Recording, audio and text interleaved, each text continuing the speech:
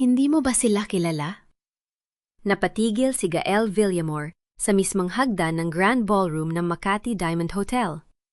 Ang tanong ni Celestine ay, tila nagmula sa malayo mundo, habang ang mga mata niya ay nakatutok sa isang eksenang hindi niya inaasahang makikita sa gabing iyon.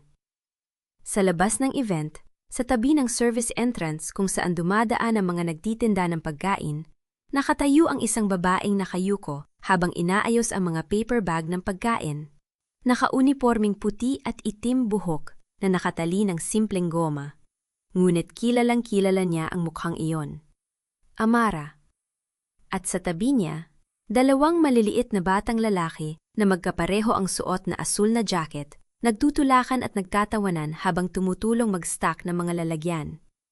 Nang tuminga lang isa sa kanila para abutin ang isang bag na nasa mesa, nakita ni Gael ang mukha nito sa ilaw ng street lamp.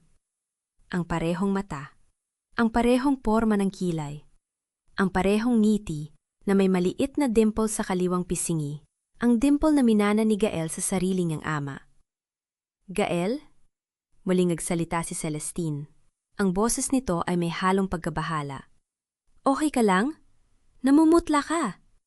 Hindi siya makasagot. Ang kanyang mga paa ay tila may sariling isip. Dinala siya palapit sa glass wall na naghihiwalay sa kanya sa eksenang iyon. Doon, malinaw niyang nakita ang dalawang batang lalaki. 5 taong gulang, parehong gwapo, parehong may buhok na bahagyang kulot sa dulo, at parehong may ekspresyong hindi maikakailang Villamor. Ang panganay, na mas matangkad ng kaunti, ay may seryosong mukha habang inaayos ang kwelyo ng nakababatang kapatid. Ang nakababata naman ay may ngiting makulit. Hinihila ang mangas ng damit ni Amara para ipakita ang isang bagay na nahuli niya sa lupa. "Mami, tignan mo, makintab!" Ang boses ng bata ay umabot sa kanya kahit sa loob ng event hall. Naramdaman ni Gael na parang may humigpit sa dibdib niya. 5 taon. 5 taon na ang nakalipas mula nang huli niyang makita si Amara. 5 taon mula nang palayasin niya ito sa kanilang bahay sa Forbes Park na may mga luhang umaagos sa pisngi habang sumisigaw ng, "Inosente ako, Gael! Pang-ako, inosente ako!" Hindi siya nakinig. Hindi siya naniwala. Ang mga ebidensya ng paglustay at ang mga litratong nagpapakita raw ng pakikipagrelasyon nito sa ibang lalaki ay sapat na para isara niya ang pinto sa mukha nito, habang hindi niya alam na buntis ito. Ngayon narito siya. At kasama niya ang 2 batang may mukha niya. "Gael, nakikinig ka ba sa akin?" Hinawakan siya ni Celestine sa braso.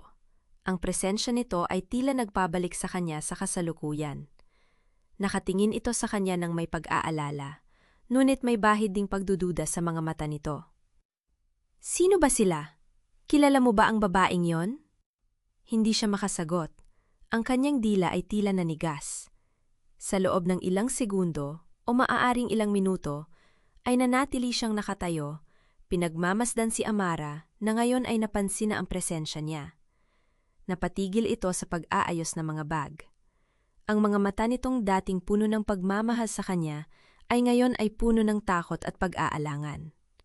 Dahan-dahan nitong hinila ang 2 bata palapit sa kanya na para bang pinoprotektahan sila mula sa isang panganib, mula sa kanya. "Tara na mga anak!" Narinig niyang sabi ni Amara sa mga bata. Ang boses nito ay nanginginig kahit na sinisikap nitong maging matatag. "Tapos na tayo dito. Uuwi na tayo." "Pero mami, hindi pa tayo nababayaran ng buo?" Sagot ng nakababatang bata. Ang mga mata nito ay nakatingin sa kanya ng may pagkamausisa. "Yung mama na nagsabi kanina na tatawagin tayo mamaya?" "Hindi na mahalaga, Marco. Tara na." Hinawakan ni Amara ang mga kamay ng 2 bata at mabilis na naglakad palayo papalapit sa direksyon ng parking lot. "Marco?" Nabulong ni Gael ang pangalan. Pakiramdam niya ay may kuryente sa kanyang mga labi. Marco. At ang isa pa, hindi niya narinig ang pangalan nito. 2 anak. 2 anak na lalaki. Kambal. Ang mga anak niya. "Gael!" Mas mariin na hinila siya ni Celestine pabalik sa realidad. Nasa harap na niya ito ngayon. Hinaharangan ang kanyang tanawin. Ano pa talaga ang nangyayari? Bakit ganyan ka? Sino ang babaeng yon? Siya. Nahirapan si Gael na magsalita. Ang mundo niya, na ilang minuto lang ang nakalipas, ay puno ng kumpiyansa at pagmamalaki. Habang naglalakad siya sa red carpet kasama ang kanyang kasintahan, ay ngayon ay gumuguho sa harap ng kanyang mga mata. Siya si Amara. Ang mukha ni Celestine ay biglang nagbago. Mula sa pag-aalala, naging matigas at malamig. Amara? Ang dating asawa mo? Ang babaeng nagnakaw sa inyong kumpanya at nanloko sa'yo? Oo. Hindi niya maalis ang tingin sa papalayong figura ni Amara at ng mga bata. Pero, Celestine, nakita mo ba ang mga bata? Ano? Yung mga batang kasama niya? Nakibit-balikat si Celestine. Ang boses nito ay may halong pagkainis. Oo, nakita ko. Mga anak niya siguro. Hindi mo naman siguro iniisip na... Hindi natapos ni Celestine ang pangunusap nito dahil biglang kumilos si Gael. Nagsimula siyang maglakad, mabilis papalabas ng event hall. Hindi niya alam kung ano ang gagawin niya. Kung kakausapin ba niya si Amara? Kung tatanungin ba niya ito tungkol sa mga bata? Kung sisigaw ba siya o hihingi ng tawad? Ngunit alam niyang hindi niya kayang manatiling nakatayo habang papalayo ito. Gael, saan ka pupunta? Nasa gitna tayo ng event. Nakaschedule ang speech mo. Sumunod si Celestine sa kanya. Ang takaw ng sapatos nito ay umaalingaw-ngaw sa marble floor. Hindi mo pwedeng iwan ang lahat ng ito para sa isang nagtitinda ng pagkain. Hindi siya lumingon. Ang kanyang isip ay puno ng mga tanong. 5 taon na mga tanong na hindi niya alam na kailangan niyang itanong. Bakit hindi niya alam? Bakit hindi niya sinubukan na hanapin si Amara? Bakit hindi niya naisip na maaaring may mga anak siya? At higit sa lahat, bakit ang mga batang yon ay may mga mata na eksaktong kapareho ng kanya? Nang makalabas siya ng event hall, mabilis ning na-scan ang parking lot. Nakita niya si Amara na mabilis na naglalakad kasama ang mga bata patungo sa isang lumang sasakyan na kulay gray at may mga gasgas sa gilid. Nang makalapit siya, narinig niya ang isa sa mga bata na nagsabi, "Mami, bakit po tayo nagmamadali? Akala ko ba kakain tayo ng ice cream pagkatapos?" Shh, Mateo, may gagawin pa tayo. Sagot ni Amara. Ang boses nito ay nanginginig. Sumakay na kayo sa kotse. Amara! Tawag ni Gael. Ang boses niya ay mas malakas kaysa sa inaasahan niya. Napatigil ang lahat. Si Amara ay nagyelo, hindi lumingon. Ang mga bata ay tumingin sa kanya. Ang kanilang mga mata ay puno ng pagkamausisa at kaunting takot. Amara, sandali lang! Huminto siya ng ilang hakbang ang layo mula sa kanila. Hindi niya alam kung ano ang sasabihin. Ang bilyonaryong si Gael Villamor na sanay mag-utos sa 1,000 empleyado at magsara ng ₱1,000,000 deal sa isang tawag ay biglang nawala ng mga salita.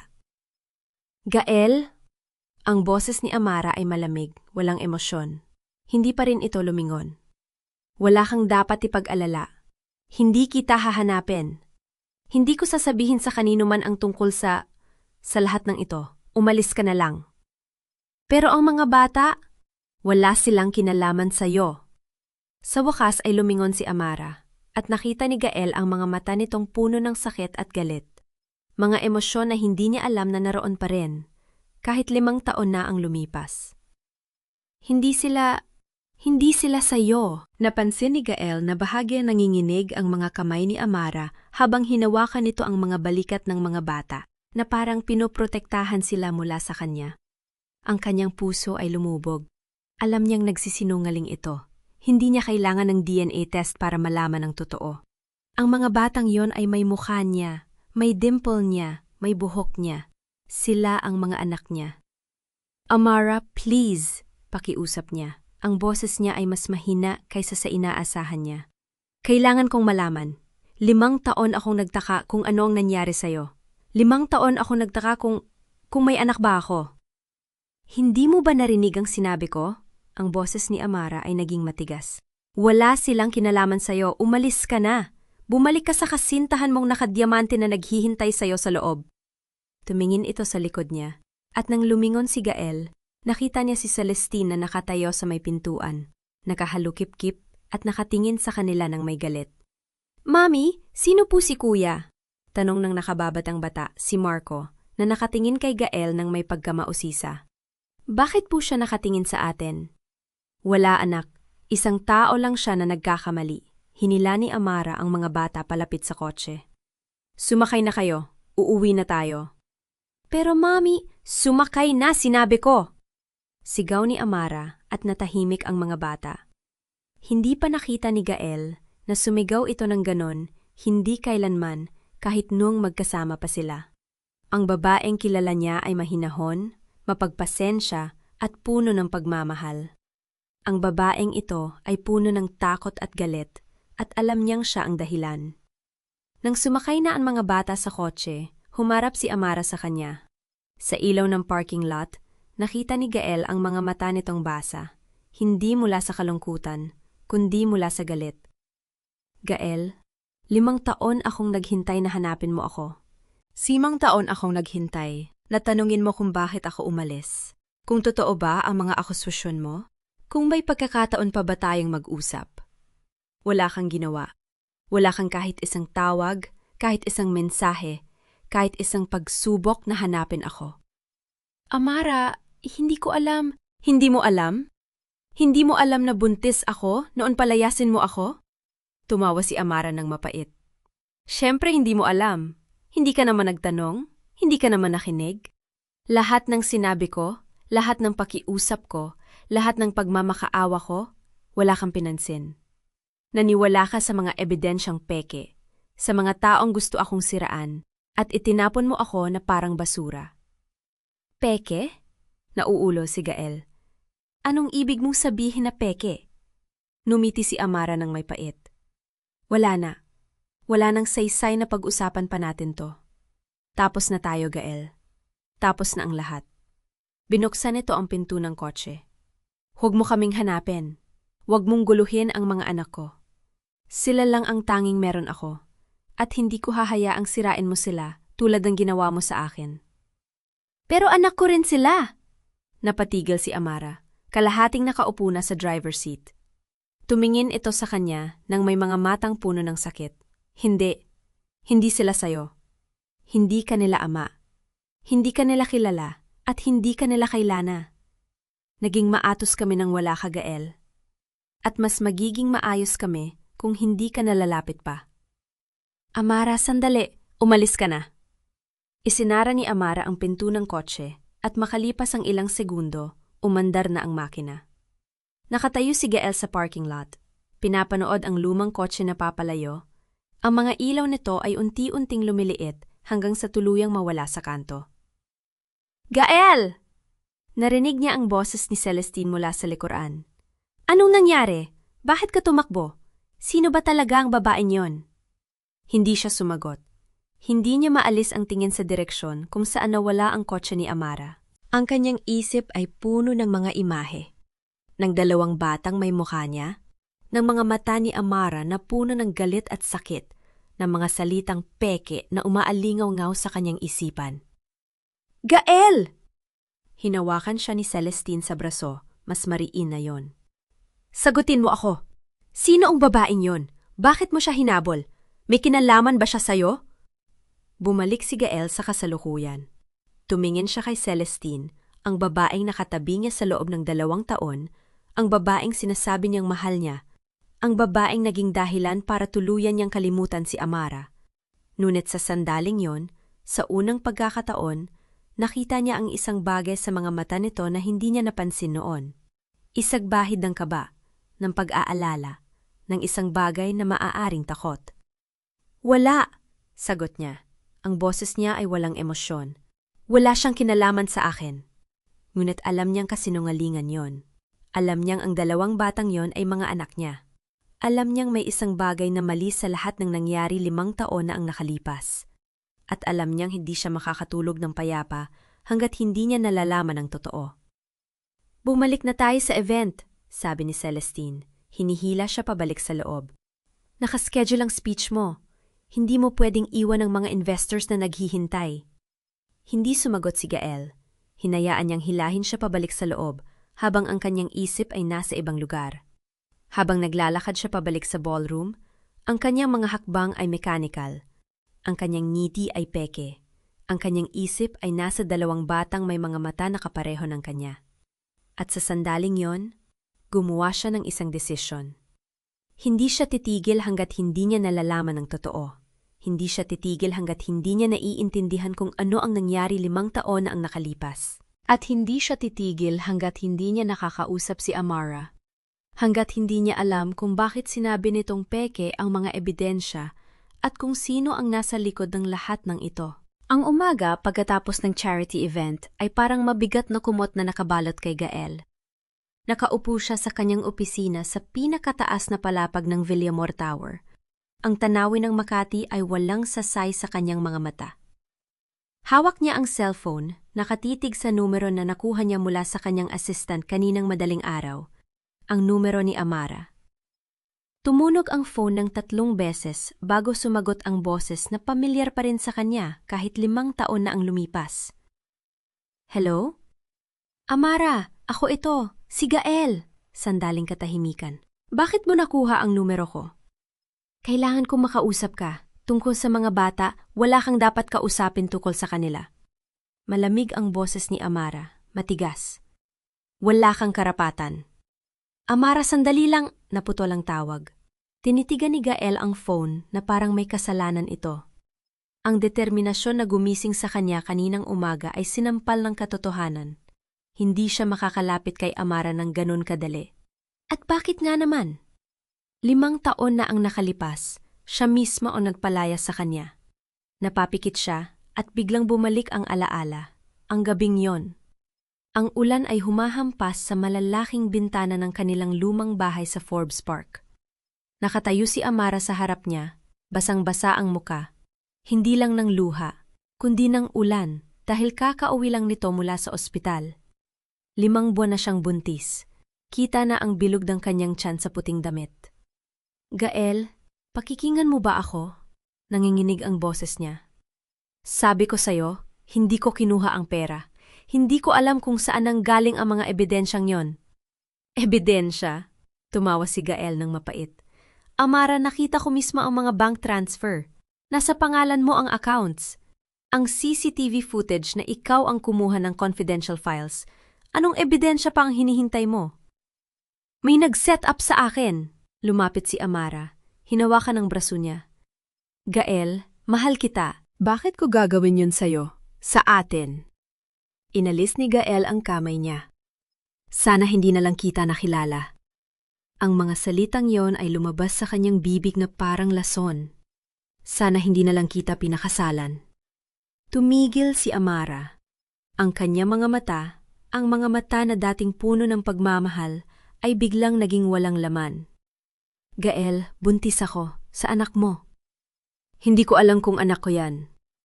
Hindi alam ni Gael kung bakit niya sinabi yon. Siguro dahil sa sakit, sa galit, sa pakiramdam na pinagtaksilan siya. Paano ko malalaman kung gaano ka nakatagal nagtataksil? Tumalikod si Amara. Kinuha nito ang maliit na bag na nasa sofa. Nang humarap ito muli, may kakaibang kapayapaan sa mukha nito. Sige Gael, kung yan ang paniniwala mo, hindi na kita pipigilan, pero tandaan mo, hindi mo ako pinalayas dahil may ebidensya ka. Pinalayas mo ako dahil pinili mong maniwala sa kasinungalingan. At lumabas siya ng pinto, sa ulan, sa gabi, sa 5 taon ng kawalan. Nagmulat si Gael. Ang opisina niya ay tahimik, ngunit ang alaala ay sumisigaw pa rin sa kanyang ulo. Tumiin siya sa salamin sa kanyang desk. Ang lalaking nakikita niya, ang bilyonaryo, ang CEO, ang lalaking may kontrol sa lahat, ay hindi niya nakikilala. Anong ginawa ko? Bulong niya sa sarili. Kumatok ang assistant niya. Sir, nakaschedule po ang meeting ninyo sa 10 a.m. I-cancel lahat. Tumayo si Gael. May asikasuhin ako. Hindi nagtagal para malaman ni Gael kung saan nakatira si Amara. Ang kanyang investigador, si Mang Ben, isang retiradong pulis na madalas niyang gamitin para sa mga business background checks, ay nagbigay sa kanya ng address sa isang maliit na apartment sa Quezon City. 2 oras din siyang nagmaneho. Hindi dahil malayo, kundi dahil pinag-isipan niya kung ano ang sasabihin. Nang makarating siya sa lugar, nanlaki ang kanyang mga mata. Ang apartment building ay luma. Kulay abo ang pintura, may mga sirang bintana sa ilang palapag. Sa ground floor may maliit na karindera, Amara's Kitchen, na may mga plastik na upuan at mesa. Amoy adobo at sinigang ang hangin. Nakita niya si Amara sa labas, naghahain ng pagkain sa isang customer. Nakasuot siya ng simpleng puting t-shirt at maong. Ang buhok ay nakatali ng goma. May pagod sa kanyang mga mata, ngunit may ngiti sa kanyang labi habang kausap ang customer. Amara, tumawag si Gael mula sa ilang metro. Nanigas si Amara. Dahan-dahan siyang lumingon at nang makita siya, ang ngiti sa kanyang labi ay napalitan ng bakal na depensa. Anong ginagawa mo dito? Nilapitan siya ni Amara. Ang boses ay pabulong ngunit matalim. Sabi ko sa'yo, ayaw kitang makita. Ayaw kong makita ka ng mga anak ko. Kailangan kong malaman ang totoo. Lumapit si Gael ngunit umatras si Amara. Amara, 5 taon na. May karapatan akong walang karapatan.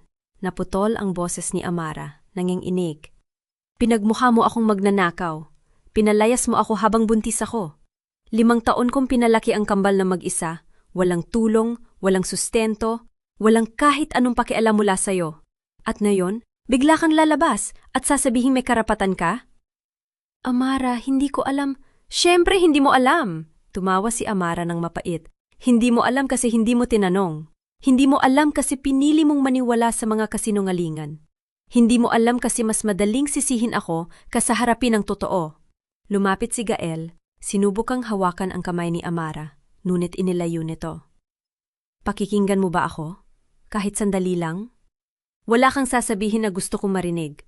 Tumingin si Amara sa kanyang mga mata, at sa unang pagkakataon, nakita ni Gael ang sakit na hindi niya napansin 5 taon na ang nakalipas. Umalis ka na, Gael, bago pa makita ka ng mga bata. Anak ko sila. Ang mga salita ay lumabas ng hindi sinasadya. Amara, alam kong anak ko sila. Nakita ko ang mukha nila. Ang dimple, ang mata, lahat. Hindi mo maikakaila yon. Hindi ko ikinakaila. Tumingin sa malayo si Amara. Pero hindi yun nangangahulugang may karapatan ka sa kanila. Hindi ka naging ama sa kanila, Gael. Hindi ka naging ama sa akin. Hindi ka pwedeng lumitaw na lang bigla at magkunwaring wala kang nagawang kasalanan. Hindi ako nagkukunwari. Seryoso ang boses ni Gael. Alam kong may kasalanan ako at gusto kong ayusin yon. Pero kailangan kong malaman, ano ba talaga ang nangyari? Sino ang nasa likod ng mga ebidensya niyon? Napatigil si Amara.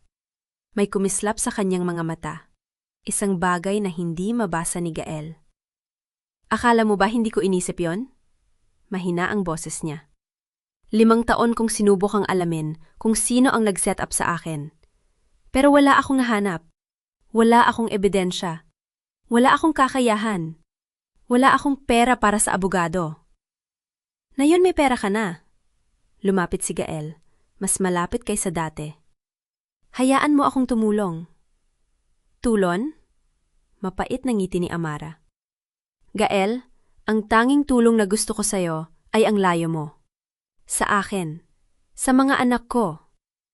Bago pa makasagot si Gael, may boses na sumigaw mula sa loob ng karinderya.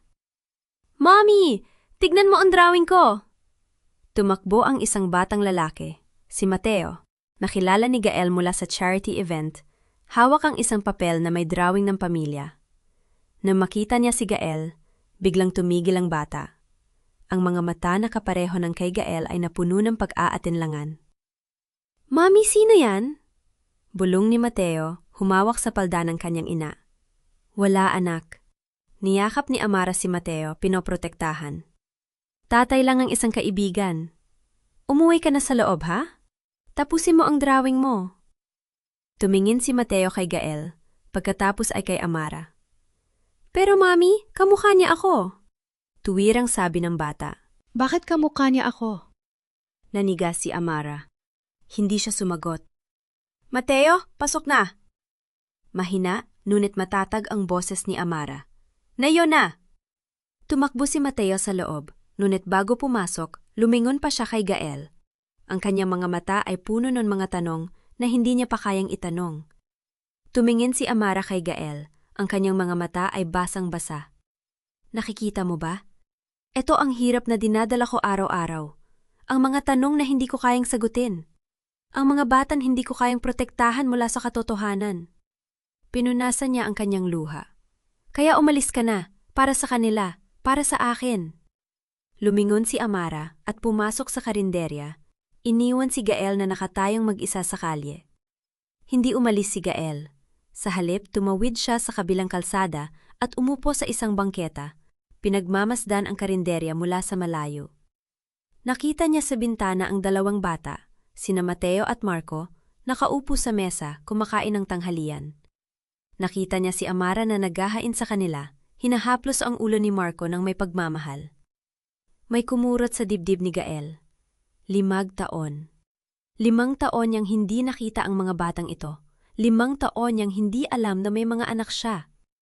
At sa halip na lumaki sa karangyaan ng Forbes Park, lumaki sila sa maliit na apartment na may karinderya sa ground floor. Nakita niya si Marco na tumawa sa sinabi ni Mateo. Nakita niya si Amara nang gumiti, isang tunay na ngiti, hindi ang peking ngiti na nakita niya sa charity event. Nakita niya ang 3 taong yon, magkakasama, kumpleto, at napagtanto niyang hindi siya bahagi ng larawang yon. "Uy pare!" May matandang lalaki ang lumapit sa kanya, may dalang baso ng tubig. "Ikaw ba ang may-ari ng sasakyan na yan?"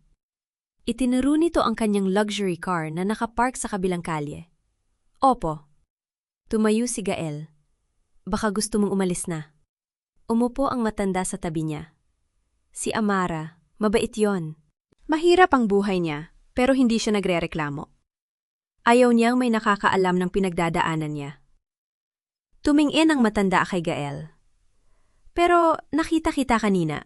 Kilala mo siya?" "Opo." Hindi alam ni Gael kung bakit siya nagsasabi ng totoo. Dati. Tumango ang matanda. "Kaya pala." Natahimik ito sandali.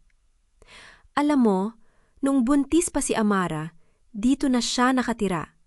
Wala siyang pera, wala siyang kakilala. Pero hindi siya sumuko. Nagtinda siya ng kung ano-ano, fishball, balut, kape, kahit anong pagkakitaan. Hanggang sa nakapagpatayo siya ng karinderya na ito. Itinuro nito ang maliit na tindahan. Lahat ng yan pinaghirapan niya, mag-isa. "Bakit ninyo sinasabi sa akin ito?" tanong ni Gael. Tiningnan siya ng matanda, seryoso. "Kasi nakikita ko sa mukha mo na may mali kang ginawa sa kanya. At kung totoo yon, dapat mong malaman kung gaano siya kahirap mag-isa." Tumayo ang matanda. "Pero kung gusto mo talagang ayusin yon, huwag kang lalapit sa kanya gamit ang pera. Hindi yon ang kailangan niya." Umalis ang matanda, iniwan si Gael na nakaupo sa bangketa, pinagmamasdan ng karinderya. 2 araw ang lumipas. Hindi natulog ng maayos si Gael. Tuwing nakapikit siya, nakikita niya ang mga mata ni Mateo na puno ng tanong, ang mga luha ni Amara, ang mga salita ng matanda. At tuwing nagigising siya, may isang pangalan na paulit-ulit na pumapasok sa kanyang isip. Celestine. Si Celestine ang nagbigay sa kanya ng mga ebidensya laban kay Amara. Si Celestine ang nag-ayos ng lahat, ang bank accounts, ang CCTV footage, ang mga dokumento. Si Celestine ang nagsabi sa kanya na nakita nito si Amara kasama ang ibang lalaki.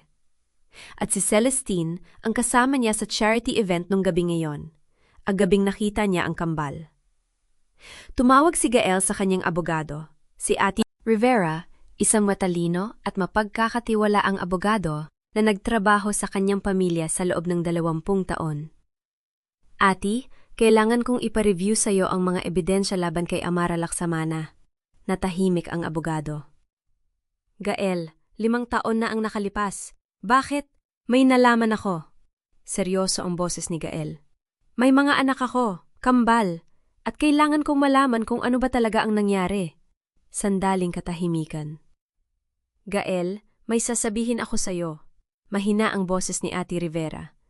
Nung panahong yon, may mga bagay na hindi ko sinabi sa'yo dahil hindi ko pa sigurado. Pero ngayon, ano yon? Ang bank accounts na ginamit para sa money laundering, hindi lang sa pangalan ni Amara nakapangalan, may co-signer. Huminto ang abogado. Si Celestine Vergara. Nanigas si Gael. Ano? Hindi ko yun nalaman nung una, pero nung nakaraang taon, may nakakita kong dokumento na nagpapakita na si Celestine ang nagbukas ng isa sa mga account, isang buwan bago ang akusasyon kay Amara. Narinig ni Gael ang paghinga ng abogado. Gael, sa tingin ko, hindi si Amara ang nasa likod ng lahat ng ito. Napapikit si Gael. Ang lahat ng kanyang paniniwala sa nakalipas na 5 taon, ang kanyang galit, ang kanyang pagtitiwala kay Celestine, ang kanyang pagpapalayas kay Amara, ay nagsisimula ng gumuho. Ati, kailangan kong malaman ang lahat. Tumayo si Gael. Ang kanyang mga kamay ay nanginginig. Hanapin mo ang lahat ng dokumento, i-review mo ang lahat ng ebidensya, at huwag mo sasabihin kay Celestine ang tungkol dito. Gael, mag-ingat ka. Seryoso ang boses ng abogado. Kung totoo ang pinaghihinalaan natin, maaaring mapanganib ito. Hindi ako natatakot. Tumingin si Gael sa bintana, sa direksyon ng Quezon City, sa direksyon ng maliit na apartment na may karinderya. Natatakot ako na baka huli na ang lahat. Isinara niya ang tawag at tumingin sa kanyang phone. May isang mensahe mula kay Celestine. Miss na kita. Dinner tayo mamaya? Tinitigan niya ang mensahe ng matagal. Ang babaeng kanyang pinagkakatiwalaan. Ang babaeng kasama niya sa loob ng 5 taon. Ang babaeng maaring siya nasa likod ng lahat ng kasinungalingan. Hindi siya sumagot. Sa halip, binuksan niya ang kanyang laptop at sinimulan ang kanyang sariling investigasyon. Hindi bilang isang bilyonaryo na may kontrol sa lahat, kundi bilang isang ama na nawala ng 5 taon sa kanyang mga anak. At sa unang pagkakataon sa 5 taon, naramdaman ni Gael ang isang bagay na hindi niya inaasahan. Pag-asa.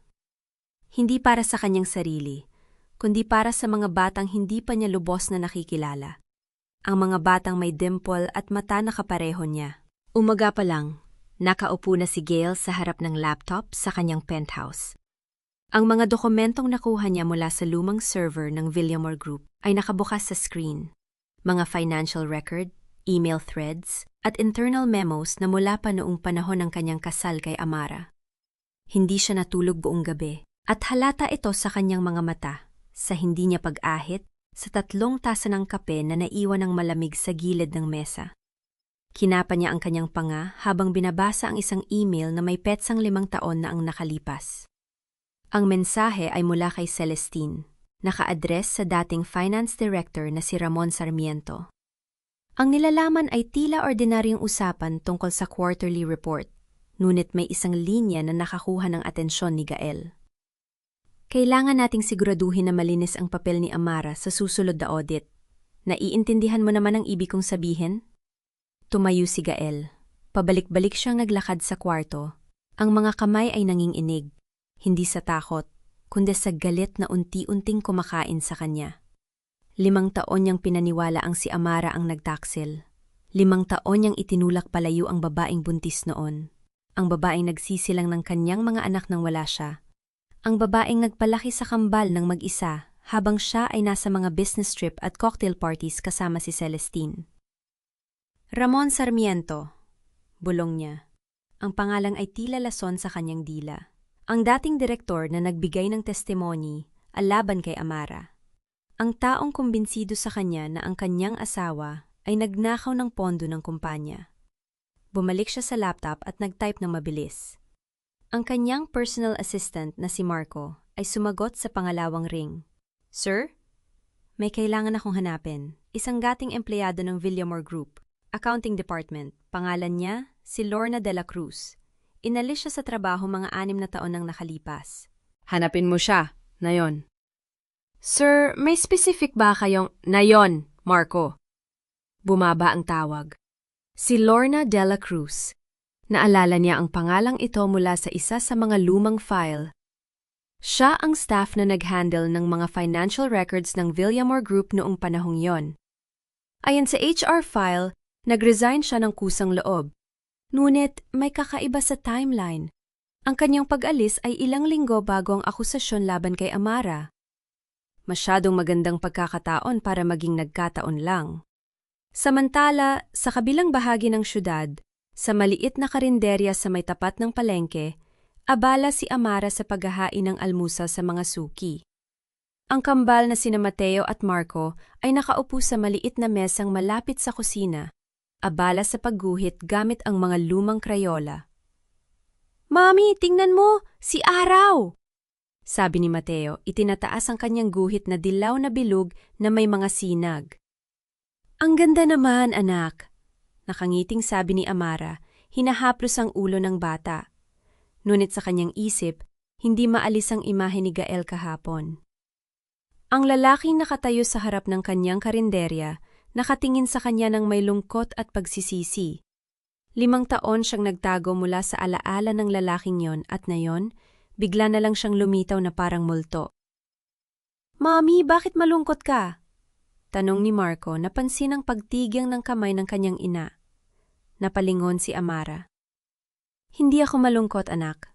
Nag-iisip lang." "Anong iniisip mo?" "Tungkol sa mga pagkaing lulutuin natin mamaya." Hindi siya marunong magsinungaling sa mga anak niya, ngunit hindi pa niya kayang sabihin sa kanila na may lalaking nag-aangkin na kanilang ama. Hindi pa. Bumalik siya sa paghahain, ngunit ang kanyang mga kamay ay bahagyang nanginginig. Kinagat niya ang kanyang labi. Hindi siya magpapadala, hindi na muli. 2 oras ang lumipas nang tumawag si Marco. "Sir, nahanap ko si Lorna de la Cruz. Nakatira siya sa Tondo, pero nagtatrabaho siya ngayon bilang bookkeeper sa isang maliit na hardware store sa Quiapo. Gusto niyo bang iset up ko ang meeting?" "Oo, na yon kung maaari." "Sir, malayo ang Quiapo." "Hindi mahalaga. Sabihin mo sa kanya na may malaking kapalit ang oras niya." Pagkatapos ng tawag, tumayo si Gael at kinuha ang kanyang jacket. Papunta na siya sa pinto nang huminto siya, napatingin sa salamin sa hallway. Nakita niya ang sarili. Ang bilyonaryo na kinatatakutan ng mga kakumpetensya, ang lalaking nagpalayas sa kanyang buntis na asawa dahil sa maling akusasyon. Hindi niya nakilala ang sarili. "Gael Villamor," sabi niya sa kanya refleksyon. "Kung may natitira pang konsensya sa'yo, ipakita mo ngayon." Sa Quiapo, sa likod ng hardware store na may mabahong amoy ng pintura at alikabok, nakita ni Gael si Lorna de la Cruz, isang babaeng lampas-apat na po, payat, may malalim na mga mata na tila nakakita ng napakaraming hirap. Nang makita si Gael, halos mabitawan niya ang hawak na resibo. "Mr. Villamor," nauutal na sabi niya, sabay lingon sa paligid na parang may hinahanap na takas. Anong ginagawa ninyo dito?" "Kailangan ko makausap ka, Lorna. Pribado." "Sir, hindi ko alam." "Lorna!" Bumaba ang boses ni Gael. Seryoso, ngunit hindi nagbabanta. "Hindi ako naparito para manakot. Naparito ako para magtanong tungkol sa nangyari 5 taon na ang nakalipas. Tungkol kay Amara." Sa pagbanggit ng pangalan ni Amara, kumibot ang mukha ni Lorna. Bumaba ang kanyang tingin sa sahig. "Sir, hindi ako dapat..." "Lorna, kilala kita. Ikaw ang humawak ng mga financial records bago ako paalisin si Amara. Alam ko may alam ka. At alam ko may dahilan kung bakit ka umalis ng Villamor Group ng biglaan." Huminto siya.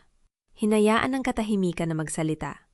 "Sabihin mo sa akin ang totoo, at gagawin kong sulit ang lahat ng sakripisyo mo." Tumingala si Lorna. Ang mga mata ay puno ng takot at pag-aalinlangan. "Sir, kung malaman nila na nagsalita ako..." "Sino ang sila?" Hindi sumagot si Lorna. Ngunit ang kanyang katahimikan ay nagsalita ng malakas. Tiningnan ni Gael ang kanyang relo. "Kailangan kong malaman, Lorna, para sa aking mga anak, para sa babaeng inakusahan kong magnanakaw kahit siya ay inosente." Sa pagbanggit ng mga anak, may nagbago sa mukha ni Lorna. Ang takot ay napalitan ng ibang bagay. Marahil awa, marahil pagsisisi.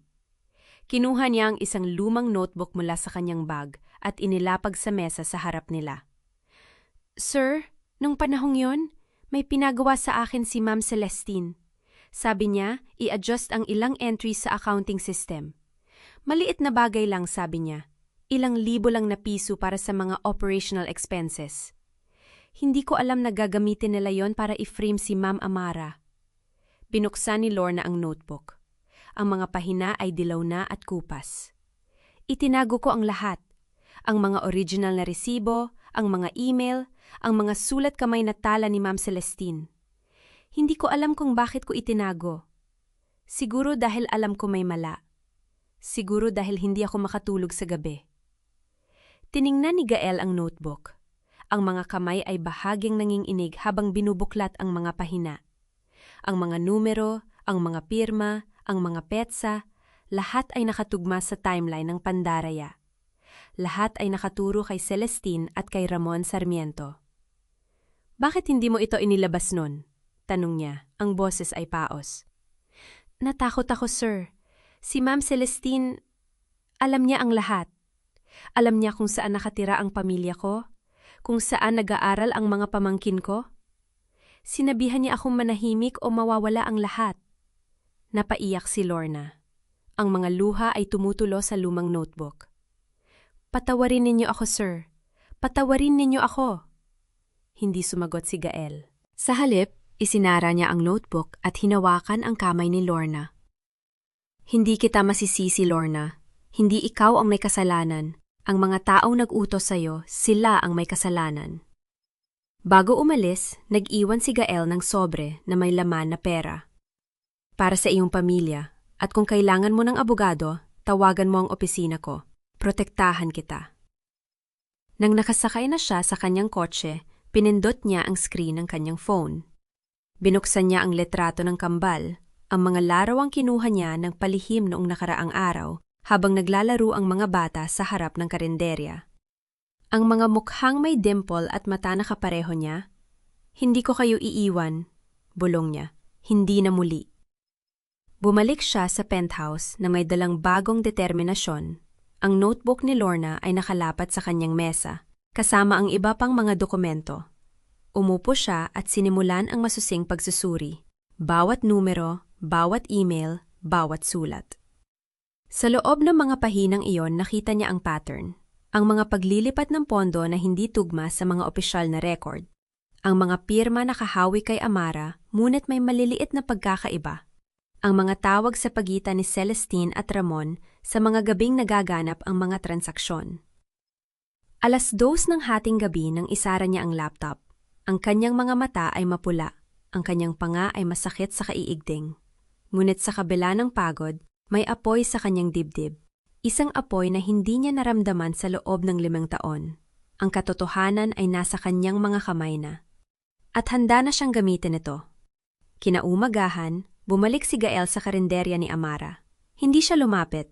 Tumayo lamang siya sa malayo, pinagmamasdan ang babaeng naghahain ng pagkain sa mga customer. Ang mga batang tumatakbo sa paligid. Nang magtama ang kanilang mga mata, nakita niya ang pag-iingat sa mga mata ni Amara. Ang pagkukunwaring hindi siya napapansin. Ngunit sa pagkakataong ito, hindi siya lumapit. Hindi siya namilit. Tumingin lamang siya. Isang mahabang sulyap na nagsasabing marami siyang gustong sabihin, ngunit hindi pa ito ang oras. Pagkatapos, tumalikod siya at umalis. Sa kanyang bulsa, ang lumang notebook ni Lorna ay nakalapat, ang susi sa pagbubukas ng mga kasinungalingan, ang sandata na kailangan niya upang maibalik ang husti sa para sa babaeng minsan niyang iniwan. At sa unang pagkakataon sa 5 taon, alam ni Gael kung ano ang kanyang gagawin. Hindi siya hihinto hanggat hindi nabubunyag ang lahat. Ang umaga sa Villamor Tower ay tila may dalang kakaibang bigat. Mula sa bintana ng kanyang opisina, tanaw ni Gael ang abalang lansangan ng Makati. Ngunit sa araw na ito, hindi niya ito pinagmamasdan. Ang lumang notebook ni Lorna ay nakabukas sa kanyang mesa. Ang mga pahina nito ay puno ng mga numero, pangalan, at mga petsa na magkakaugnay sa isang web ng panloloko. Tumunog ang telepono. Si Celestine. Gael, mahal! Handa na ba tayo para sa dinner mamaya? May surprise ako sa'yo. Pumunta ka rito sa opisina ko. Sagot niya. Ang boses ay kalmado, ngunit may pinipigilang bagyo. Ngayon na! May katahimikan sa kabilang linya. Okay, sige, darating ako. Nang ilapag ni Gael ang telepono, nakita niya ang sarili sa salamin. Isang lalaking 5 taong bulag sa katotohanan. 5 taong pinaniwalaan ang mga kasinungalingan. 5 taong iniwan ang babaeng nagmamahal sa kanya at ang mga anak na hindi niya nakilala. Dumating si Celestine pagkaraan ng 30 minuto. Nakangiti, nakasuot ng mamahaling damit, dala ang isang paper bag mula sa isang sikat na coffee shop. Mahal, dinalhan kita ng... Hindi siya nakaupo, hindi siya ngumiti. Itinulak ni Gael ang notebook patungo sa kanya. Ipaliwanag mo ito. Ang ngiti ni Celestine ay nanigas. Ano to? Buksan mo. Dahan-dahan niyang kinuha ang notebook habang binubuklat ang mga pahina, unti-unting kumupas ang kulay ng kanyang muka. Ang mga dokumento ng kumpanya, ang mga peking pirma, ang mga bank transfer, lahat ng ito ay naroon, nakatala sa sulat kamay ni Lorna de la Cruz. Saan mga kuha to? Mahina ang boses ni Celestine. Hindi mo kailangang malaman, sagot ni Gael. Ang kailangan kong malaman ay kung bakit. Bakit mo ginawa ito kay Amara? Bakit mo ginawa ito sa akin? Gael, pakikinggan mo ako. 5 taon, Celestine. 5 taon kong pinaniwalaan na niloko niya ako. 5 taon kong iniisip na siya ang salarin. At ikaw ang nasa likod ng lahat ng ito. Umiling si Celestine. Ang kanyang mga mata ay nagsimulang mamula. Hindi mo naiintindihan. Ginawa ko lahat ng ito para sa iyo. Para sa atin. Para sa atin? Tumawa si Gael ng walang saya. Sinira mo ang pamilya ko.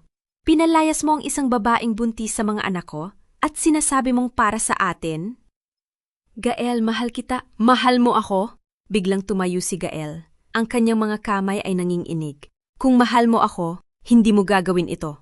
Kung mahal mo ako, hindi mo sisirain ang buhay ng isang inosenteng babae para lang makuha ang gusto mo.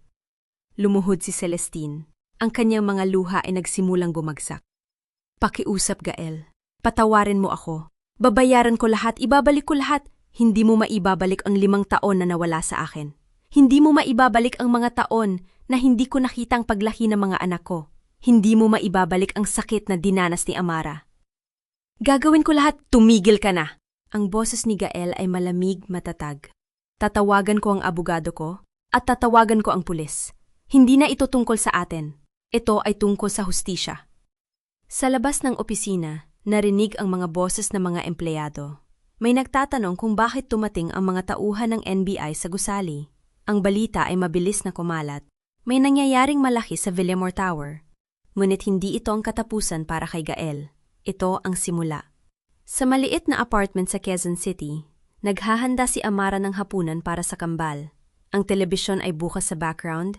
Naglalaro ang mga bata sa sahig kasama ang kanilang mga laruan. Mami, sino yung lalaki sa TV? Tanong ni Mateo. Napatingin si Amara sa screen. Ang puso niya ay biglang tumigil.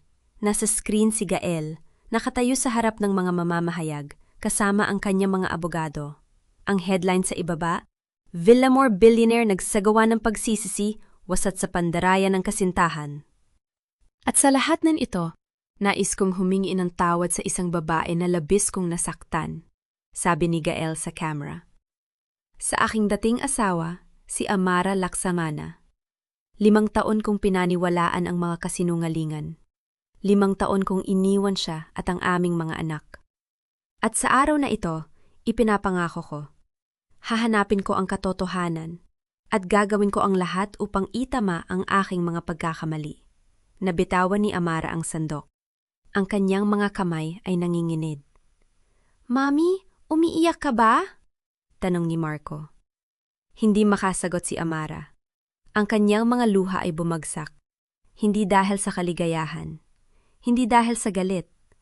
Ngunit dahil sa unang pagkakataon sa 5 taon, narinig niya ang lalaking minsan niyang minahal na aminin ang kanyang pagkakamali sa harap ng buong mundo.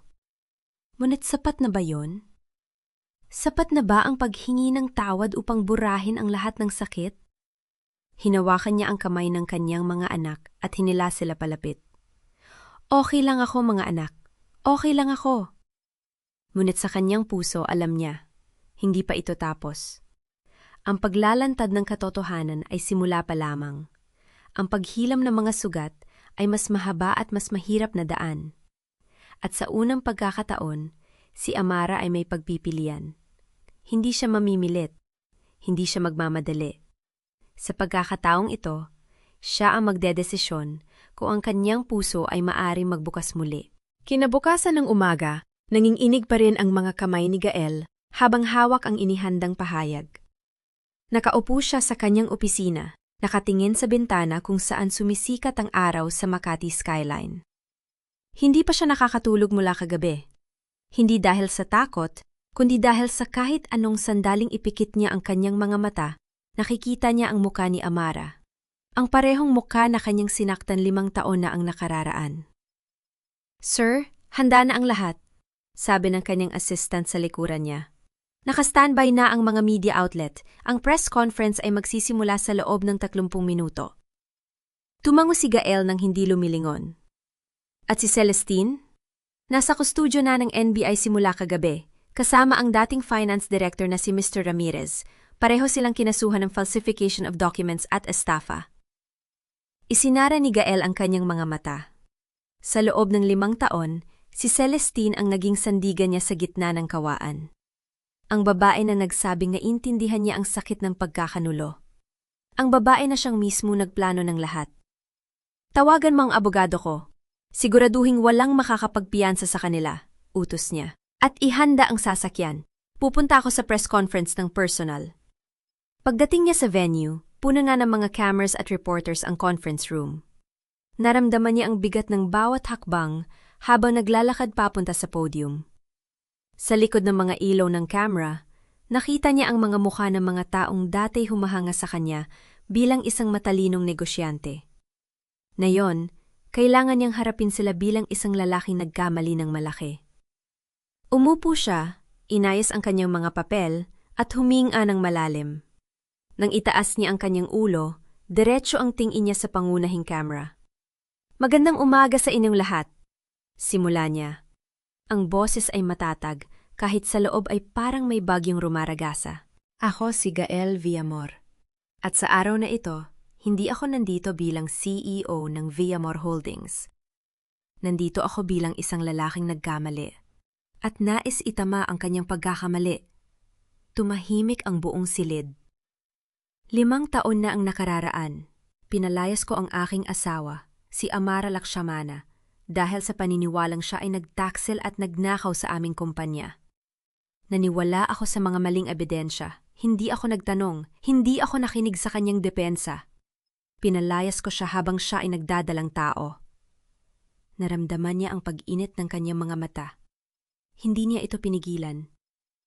"Ngayon, alam ko na ang katotohanan. Ang lahat ng ebidensya laban kay Amara ay peke. Ang pandaraya ay pinlano ng isang taong malapit sa akin, si Celestine Vergara, kasama ang dating finance director na si Ramon Ramirez. Ang kanilang layunin ay alisin si Amara sa kumpanya at kontrolin ang Villamor Holdings." Bumuhos ang mga tanong mula sa mga reporters, ngunit itinaas ni Gael ang kanyang kamay para patahimikin sila. "May isa pa akong sasabihin," patuloy niya.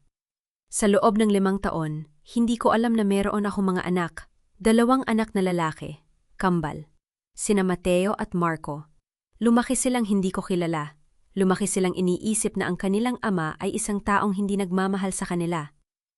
Bumitaw ang isang nanginginig na hininga mula sa kanyang dibdib. "Kaya sa araw na ito, sa harap ng buong mundo, humihingi ako ng tawad kay Amara. Hindi ito madali. Hindi ko inaasahan na agad niya akong patatawarin. Alam kong hindi sapat ang mga salita, ngunit nais kong malaman niya. At nais kong malaman ng lahat na kinikilala ko ang aking pagkakamali. At gagawin ko ang lahat upang ituwid ito." Bumaba siya sa podium, tumalikod sa mga kamera. Hindi niya kaya ang mga tanong. Hindi pa. Kailangan niyang makita si Amara. Samantala, sa maliit na apartment sa Quezon City, nakaupo si Amara sa harap ng telebisyon. Hawak-hawak niya ang isang tasa ng kape na matagal nang lumamig. Hindi niya namalaya na tumutulo na pala ang kanyang mga luha. "Mami, bakit ka umiiyak?" tanong ni Marco palapit sa kanya. Mabilis na pinunasan ni Amara ang kanyang mga pisingi. "Wala anak, masaya lang ako." "Bakit ka masaya?" tanong naman ni Mateo na kaupo sa tabi niya. Napatingin si Amara sa kanyang mga anak. 2 batang lalaki na may parehong mga mata ng kanilang ama. Parehong mga ngiti, parehong mga kulot ng buhok. Kasi napatunayan lang ng isang tao na hindi siya natatakot aminin ang kanyang pagkakamali. Sabi niya, ang boses ay mahina. At yun ay isang magandang bagay. Hindi na niya natapos ang kanyang pangunusap nang tumunog ang doorbell. Nagtinginan ng kambal. "Sino kaya yan, Mami?" Nanggunot ang noni Amara. Hindi siya nag-aabang ng bisita. Dahan-dahan siyang tumayo at naglakad papunta sa pinto. Nang buksan niya ito, nanlaki ang kanyang mga mata. Nakatayo si Gael sa harap niya. Payat, pagod, nuit naroroon. Hindi siya nakasuot ng kanyang mamahaling suit. Nakasuot siya ng simpleng puting polo at maong. Sa kanyang mga mata, may halong takot at pag-asa. "Amara?" sabi niya, ang boses ay paos. "Kailangan kong makita ka. Kailangan kong sabihin sa'yo ng personal." Naramdaman ni Amara ang pagbilis ng kanyang puso. Ang kanyang mga paa ay parang nakaugat sa sahig. Sa likod niya, naririnig niya ang mga yabag ng kanyang mga anak papalapit. "Sino yan, Mami?" tanong ni Marco. Hindi sumagot si Amara. Hindi niya maalis ang kanyang tingin kay Gael. "Amara, alam kong hindi ito madali," patuloy ni Gael. Ang mga kamay ay nanginginig. "Alam kong hindi ko karapatan na humingi ng kahit ano sa'yo. Ngunit kailangan kong sabihin ito ng harapan. Humingi ako ng tawad. Para sa lahat. Para sa 5 taon na hindi mo naranasan ang suporta na dapat sana ibinigay ko. Para sa lahat ng paghihirap na pinagdaanan mo mag-isa. Para sa hindi ko pagtitiwala sa'yo nung panahon na kailangan mo ako." Tumulo ang mga luha sa kanyang mga mata. "Hindi ko alam kung paano mo ako mapapatawad. Hindi ko alam kung dapat mo ba akong patawarin. Ngunit nais kong malaman mo, hindi ako hihinto.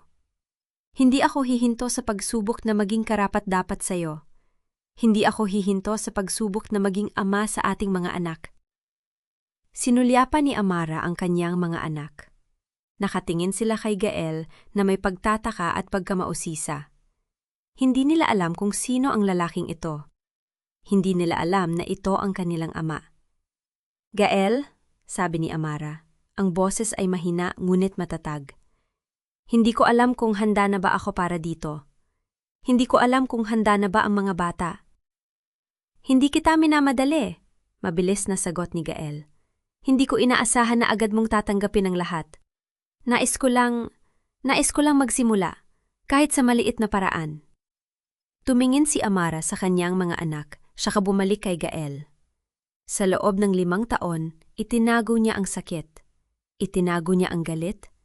Itinago niya ang lahat upang maprotektahan ang kanyang mga anak. Ngunit sa sandaling ito, sa harap ng lalaking sumira sa kanyang buhay at sa parehong lalaking ama ng kanyang mga anak, hindi niya kayang magkunwari. "Pumasok ka," sabi niya, bahagyang tumabi. "May kailangan tayong pag-usapan." Hindi siya ngumiti. Hindi siya nagpakita ng init, ngunit binuksan niya ang pinto.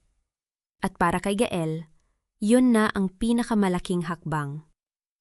Sa loob ng maliit na sala, naupo si Gael sa lumang sofa habang ang kambal ay nakatayo sa tabi ng kanilang ina, nakatingin sa kanya ng may pagtataka. Hindi alam ni Amara kung paano sasabihin sa kanila ang katotohanan. Hindi alam ni Amara kung handa na ba siya. "Mami, bakit siya nandito?" tanong ni Mateo. Ang boses ay mahina. Napatingin si Amara kay Gael saka sa kanyang mga anak. Huminga siya ng malalim. "May sasabihin ako sa inyo, mga anak," sabi niya. Ang boses ay nanginginig. "Ang lalaking ito, siya ang inyong ama." Tahimik ang buong silid. Tumingin ang kambal kay Gael, saka sa isa't isa. Saka bumalik kay Gael. Ang tatay namin? Ulit ni Marco. Ang boses ay may pag-aalinlangan.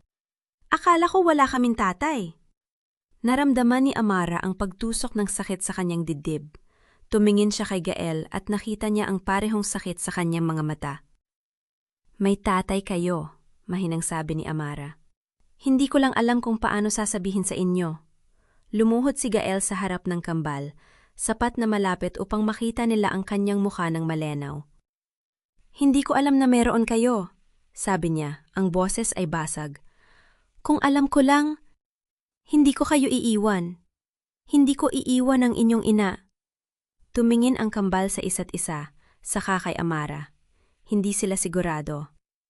Hindi sila sigurado kung paano dapat maramdaman. Hindi sila sigurado kung dapat ba silang matuwa o matakot. Mami, totoo ba? Tanong ni Mateo. Umupo si Amara, hinila ang kanyang mga anak palapit.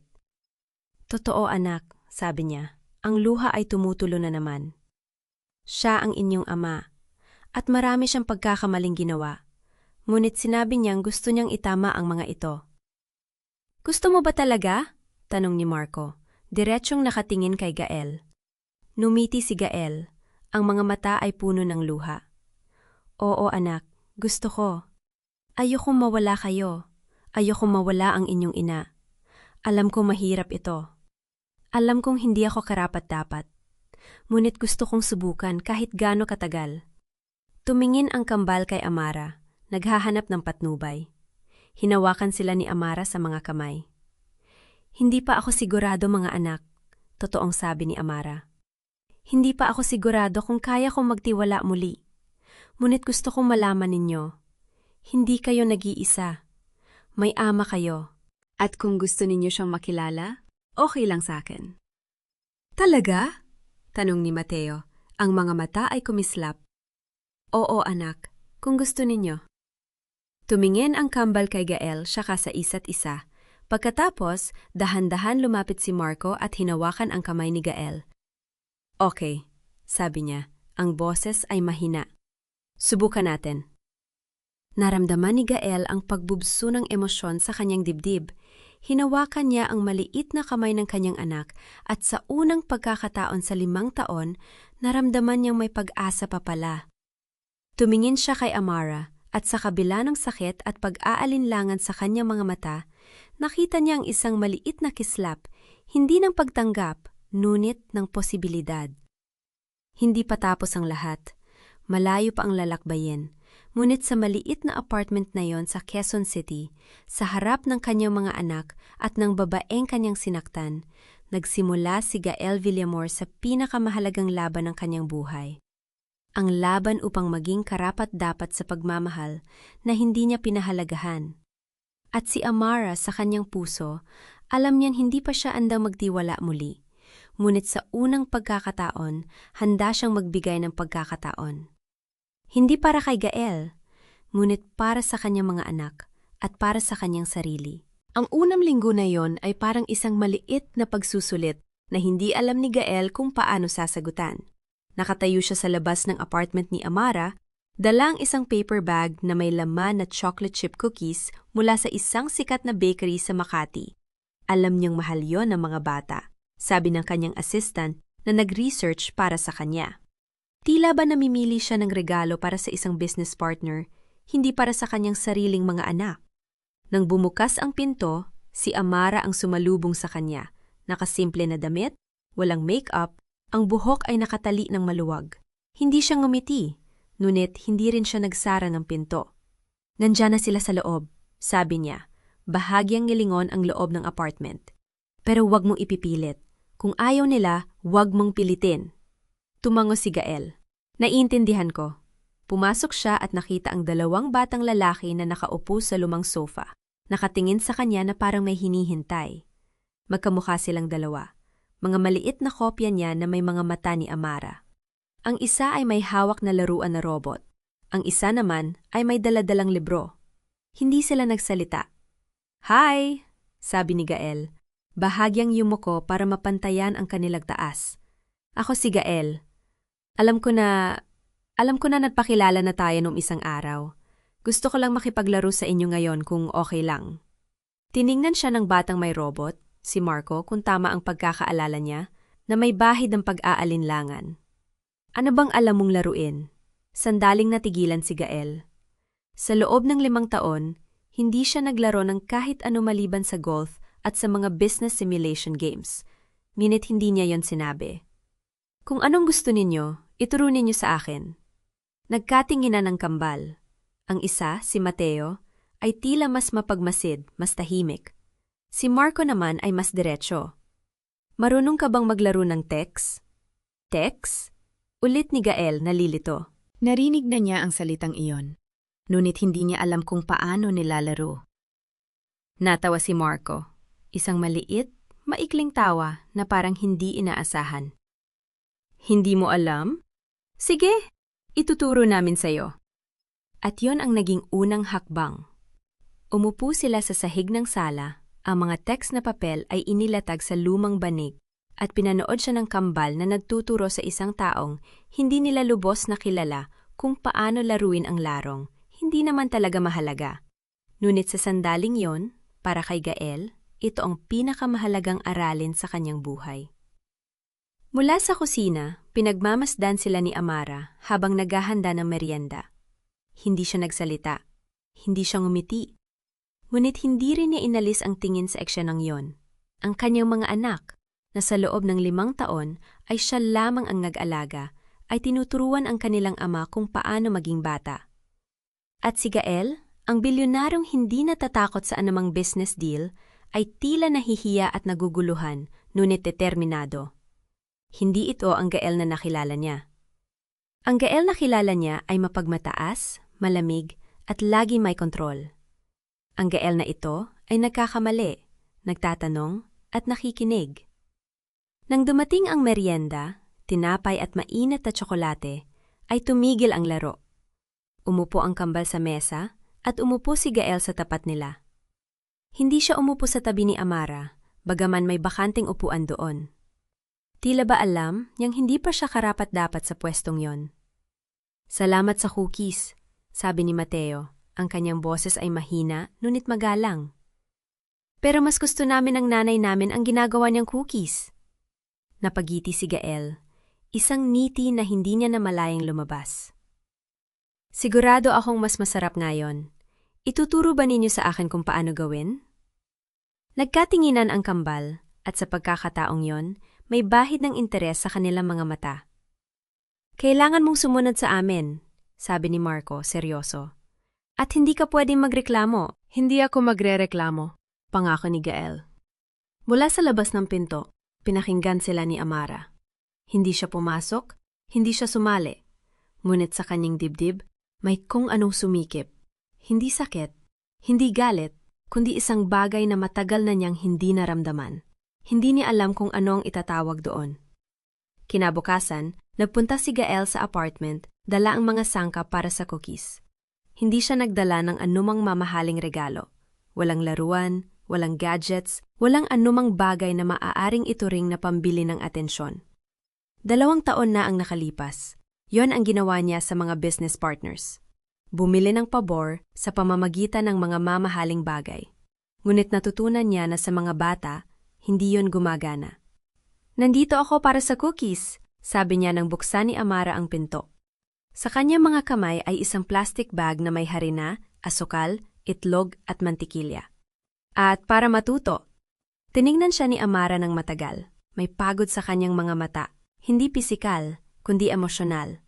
Ang uri ng pagod na dulot ng 5 taon ng pag-aalaga ng mag-isa, ng pagtatago ng sakit, ng pagpilit na maging matatag para sa 2 batang umaasa sa kanya. Bakit mo ito ginagawa, Gael? Tanong niya, ang kanyang boses ay halos pabulong. Hindi mo kailangang gawin ito. Hindi mo kailangang patunayan ang anumang bagay sa akin. Alam ko, sagot niya, seryoso. Pero gusto ko, hindi para sa'yo, para sa kanila, at para sa akin. Hindi siya sinagot ni Amara, ngunit hindi rin niya isinara ang pinto. Sa halip, tumabi siya at pinapasok siya. Sa loob, naghihintay na ang kambal, nakasuot ng mga apron na maliit. Tila ba inihanda na sila ni Amara? Si Marco ay may hawak na mixing bowl at si Mateo ay may dala-dalang measuring cups. Tila ba may plano na sila? Okay, sabi ni Marco, seryoso ang muka. Una, kailangan mong maghugas ng kamay. Malinis dapat. Opo, sir, sagot ni Gael, bahagyang natawa. At yon ang naging simula ng kanilang ritual tuwing linggo. Tuwing umaga ng linggo, dumarating si Gael dala ang mga sangkap at sama-sama silang nagluluto. Cookies, minsan ensaymada, minsan simpleng pancake. Hindi perpekto ang mga ito. Madalas nasunog ang gilid, minsan masyadong matamis, minsan masyadong matigas. Ngunit hindi mahalaga sa kanila ang lasa. Mahalaga ang pagkakataong yon na magkasama. Sa ikalawang linggo, may natuklasan si Gael tungkol kay Mateo, na mahilig siya sa mga libro tungkol sa mga bituin at planeta. Hindi ito sinabi ni Mateo ng direkta. Nalaman lamang ito ni Gael nang makita niya ang isang libro tungkol sa solar system na nakapatong sa mesa, at tinanong niya ang bata tungkol dito. Gusto kong maging astronaut, sabi ni Mateo, ang kanyang mga mata ay kumikinang. Gusto kong makita ang Saturn. Sabi ni Mommy, may rings daw yon. Oo, sabi ni Gael, naalala ang kanyang mga aralin sa siyensya. May rings, napakaganda raw tingnan. Nakita mo na ba? Tanong ni Mateo, puno ng pag-asa. Napahinto si Gael. Sa loob ng 5 taon, nakapaglakbay siya sa maraming bansa. Paris, Tokyo, New York, London. Ngunit hindi pa siya nakapunta sa isang lugar na kasing laya ng mga bituin. Hindi pa siya nakakita ng Saturn na hindi siya tumingin sa langit ng matagal upang hanapin ito. Hindi pa, amin niya. Pero gusto kong makita ito balang araw. Sama-sama tayo, okay? Numiti si Mateo. Isang maliit, mahiyain na ngiti, ngunit isang ngiti pa rin. At sa sandaling yon, naramdaman ni Gael na may isang maliit na pinto ang bumukas sa puso ng bata. Hindi ganap, ngunit sapat upang malaman niyang posible ang lahat. Sa ikatlong linggo, sinubukan niya makipag-usap kay Marco tungkol sa kanyang mga hilig. Hindi tulad ni Mateo, si Marco ay mas palaro, mas mapagbiro. Ngunit may napansin si Gael, na tuwing may sasabihin ng kanyang ama, nakikinig si Marco ng mabuti, kahit na parang wala siyang pakialam. Anong gusto mong maging paglaki mo? Tanong ni Gael habang hinuhugasan nila ang mga pinggan. Tiningnan siya ni Marco, nag-isip. Gusto kong maging mayaman, para hindi na magtrabaho si Mommy. Natigilan si Gael. Sa likod ng mga salitang yon ay may sakit. Isagsakat na hindi niya alam kung paano aayusin. 5 taon ng paghihirap, ng pagtatrabaho ni Amara sa mga kakaibang trabaho, ng pagbibilang ng bawat sentimo. Nakita ito ng kanyang mga anak. Naramdaman nila ito. Hindi mo kailangang maging mayaman para mapasaya ako, sabi ni Gael. Ang kanyang boses ay mahina. Kailangan mo lang maging mabuting tao, at mukhang magaling ka na. Tiningnan siya ni Marco ng matagal, tila ba sinusukat ang kanyang sinseridad? Hindi siya nagsalita, ngunit tumango siya. Isang maliit na pagtango na para kay Gael ay katumbas ng isang tagumpay. Nang gabing yon, habang naglalakad siya pa uwi sa kanyang kotse, nakita niya si Amara na nakatayo sa pintuan ng apartment, nakatingin sa kanya. Hindi siya ngumiti, ngunit may kung anong nagbago sa kanyang mga mata. Hindi patiwala, ngunit hindi na rin ang parehong pag-iingat. Gael, tawag niya. Tumigil siya at lumingon. Salamat, sabi niya maikli. Para sa pagtitiyaga, hindi madali ang mga bata. Hindi sila mahirap, sagot niya. Sila ang pinakamadaling bagay sa buhay ko ngayon. Hindi siya sinagot ni Amara, ngunit bago siya pumasok sa loob, nakita niya ang isang bahid ng ngiti sa kanyang mga labi. Isang ngiti na hindi para sa kanya, ngunit para sa katotohanang nakikita niya ang kanyang mga anak na masaya sa unang pagkakataon sa mahabang panahon. Sa ika-4 na linggo, nagpunta si Gael sa apartment dalang isang teleskopyo. Hindi ang pinakamahal, ngunit sapat upang makita ang buwan at ilang bituin. Hindi siya sigurado kung tama ang kanyang ginagawa. Ngunit naisip niya na kung gusto ni Mateo na maging astronaut, maaari niyang ipakita sa kanya ang langit. Nang makita ito ni Mateo, ang kanyang mga mata ay lumaki sa tuwa. Para sa akin?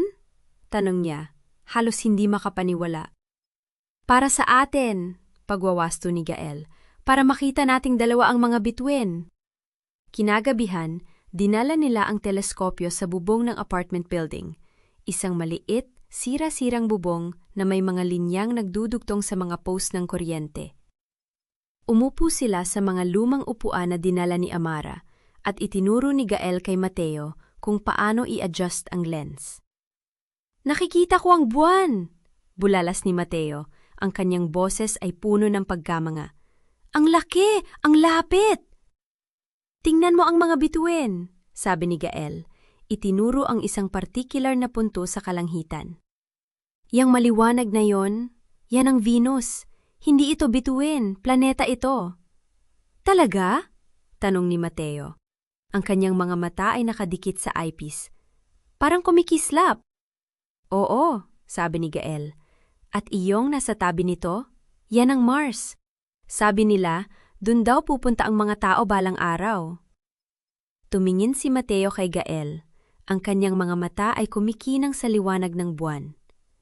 Pupunta tayo doon balang araw, di ba? Napahinto si Gael. Sa likod ng mga salitang yon ay may isang pangako. Isang pangpangako na hindi niya alam kung kaya niyang tuparin.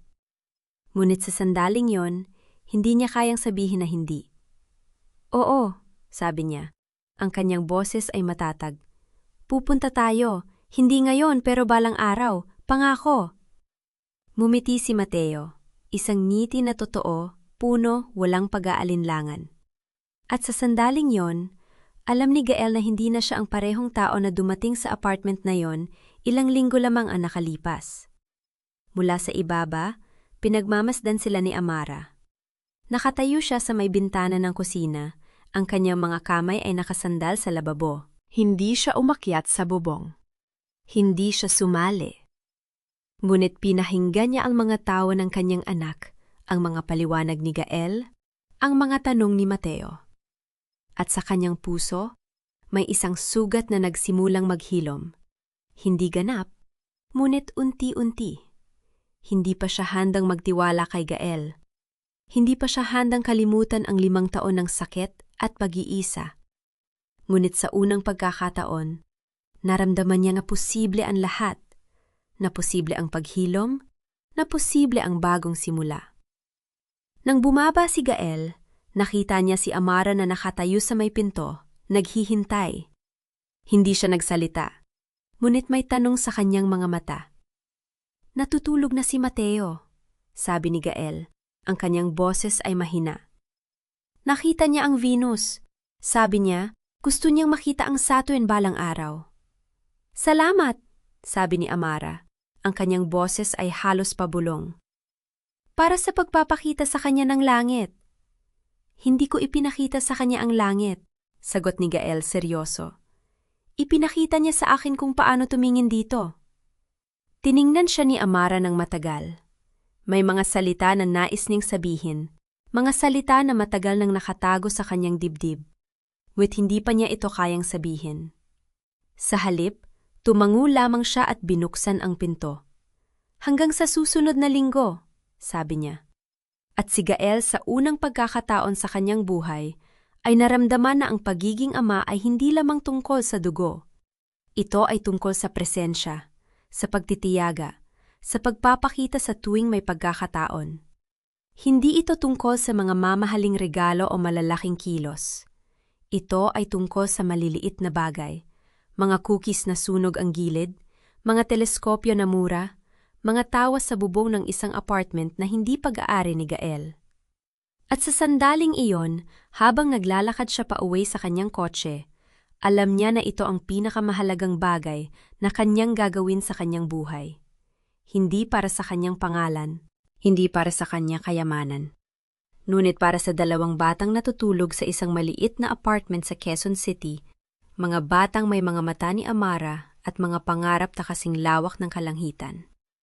At para sa babaeng nakatayo sa pintuan, pinapanood siyang umalis, ang kanyang puso ay dahan-dahang natututo magtiwala muli. Ang umaga sa maliit na apartment sa Quezon City ay puno ng bagong tunog. Hindi na ang dating katahimikan na nakasanayan ni Amara, kundi ang mga yapak ng dalawang batang lalaki na sabay-sabay na tumatakbo papunta sa pinto at ang mahinang katok na kasabay ng kanilang mga tawa. "Teka muna mga anak, hindi pa tayo handa," sabi ni Amara habang inaayos ang buhok ng kambal. Ngunit hindi na siya nakapigil sa excitement ni na Mateo at Marco nang buksan ito ang pinto at makitang nakatayo si Gael na may dalang paper bag at dalawang maliliit na kahon. "Good morning!" sabay na sigaw ng kambal. "Good morning sa inyong dalawa," nakangiting tugon ni Gael. Tumingin siya kay Amara at sa isang saglit may kung anong nagbago sa kanyang mga mata. Hindi na yon ang tingin ng isang estrangjero o ng isang taong naghahanap ng kapatawaran. Yon ay ang tingin ng isang taong naroroon na talaga. "May dala kong almusal," anya inaangat ang paper bag. "At may surprise pa ako para sa inyo." "Ano yun, ano yun?" sabay-sabay na tanong ng kambal habang pumapaligid kay Gael. "Kain muna tayo, saka ko sasabihin." Sa maliit na hapagkainan, pinanood ni Amara ang tatlong lalaki sa kanyang buhay. Ang dalawang anak na sabik sa pancake na dinala ni Gael, at ang lalaking maingat na naghihiwa ng mga ito para sa mga bata. May kakaibang init sa eksyenan yon, isang bagay na hindi niya inaasahan na mararamdaman muli. "Tay, anong surprise?" tanong ni Marco. Ang bibig ay puno pa ng pancake. "Marco, wiyain mo munang pagkain mo bago magsalita," paalala ni Amara. "Sorry ma," sabi nito, ngunit ang mga mata ay nakatuon pa rin kay Gael. Nang matapos kumain, inilabas ni Gael ang dalawang maliit na kahon. "Buksan ninyo!" Sabay-sabay na binuksan ng kambal ang mga kahon. Sa loob ay dalawang maliit na kompas, isa na may asul na strap, isa na may pula. "Compass?" tanong ni Mateo, pinag-aaralan ng gamit. "Alam niyo, nung bata ako, gustong-gusto ko ang mga kompas," kwento ni Gael. "Kasi kahit gaano ka kalayo sa bahay, lagi mong alam kung saan ka pupunta. Hindi ka mawawala." "Gusto ko to!" sigaw ni Marco, agad na isinuot ang kompas sa leeg. "Tay, turuan mo kami gamitin to?"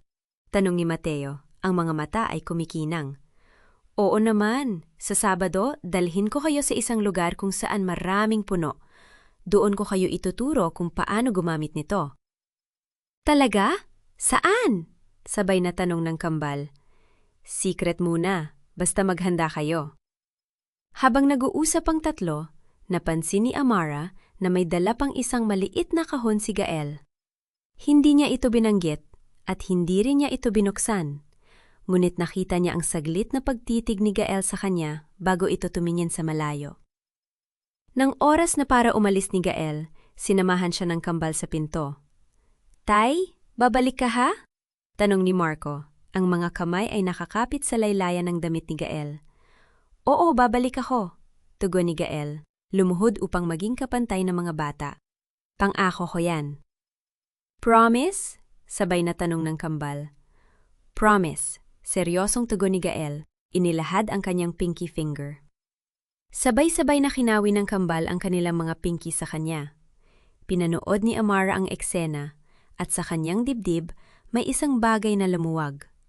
Hindi niya alam kung kailan ito nagsimula. Ang unti-unting pagtanggap, ang pagbubukas ng kanyang puso sa posibilidad na ang lalaking minsan ay nanakit sa kanya ay maaaring maging isang mabuting ama sa kanyang mga anak. Nang isara ang pinto, napalingon si Amara sa maliit na kahon na naiwan sa mesa. Binuksan niya ito ng marahan. Sa loob ay isang simpleng silver bracelet. May maliit na pendant na hugis bituin. May kasamang maliit na note. "Para sa babaeng nagturo sa akin na ang mga bituin ay hindi lamang nasa langit. Minsan, nasa lupa rin sila. Naglalakad, humihinga, at nagbibigay liwanag sa mga taong nawawala. G." Napahawak si Amara sa kanyang dibdib. Hindi siya sigurado kung ano ang nararamdaman niya. Ang takot, ang pag-asa, ang kaguluhan. Ngunit isa ang tiyak. Sa unang pagkakataon sa loob ng 5 taon, naramdaman niyang hindi siya nag-iisa. Kinabukasan tinawagan ni Amara si Gael. "Kailangan nating mag-usap," sabi niya. Ang boses ay kalmado ngunit matatag. Nagkita sila sa isang tahimik na coffee shop sa Quezon City, malayo sa mga mata ng mga taong maaaring makakilala kay Gael.